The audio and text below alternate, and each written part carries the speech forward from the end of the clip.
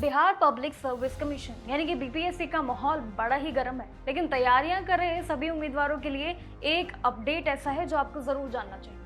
बिहार के उद्योग विभाग यानी कि इंडस्ट्री डिपार्टमेंट की बात करूं तो प्रोजेक्ट मैनेजर के करीब 9 पद यानी कि 9 पोस्ट पर होने वाली परीक्षा के कमीशन ने फिलहाल के लिए एक जारी किया नोटिस के जरिए पोस्टपोन कर दी है सारी प्रक्रिया।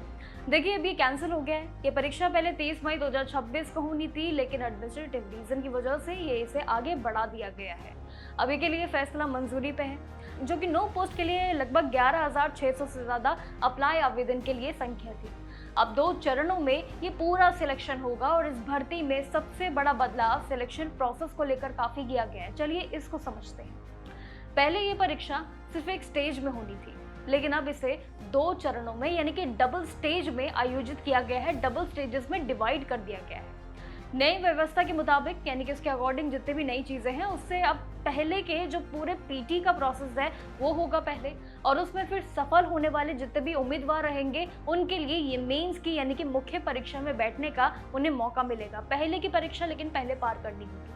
फाइनल मेरिट लिस्ट एग्जाम के परफॉर्मेंस के आधार पर ये जरूर तैयार की जाएंगी, लेकिन नई तिथि यानी कि जो आपकी नई डेट्स होंगी और पुरानी परीक्षाओं का जो हाल है वो बीपीएससी ने अभी तक नई एग्जाम डेट का ऐलान नहीं किया है, यानी कि ये ऐलान अभी होना बाकी है और इसकी उम्मीद भी की जा रही है कमीशन जल्द ही इसके लिए नया शेड्यूल जारी करेंगे। लेकिन इससे पहले भी बीपीएससी ने नकल और ब्लूटूथ जैसे कई ऐसे डिवाइस को लेकर जो है काफी धांधली और ये पेपर लीक के मामलों में इसी वजह से एईडीओ और साथ ही वेस्ट मैनेजमेंट ऑफिसर जैसे कई परीक्षाओं को रद्द किया था, कैंसिल किया था, और यही सबसे मेन वजह थी। इस प्रोजेक्ट मैनेजर भर्ती का नोटिफिकेशन भी जो कि जनवरी 2025 में आया था, और अब एग्जाम में भी यही देरी की वजह से छात्रों को थोड़ा सा और इंतजार करना पड़ेगा।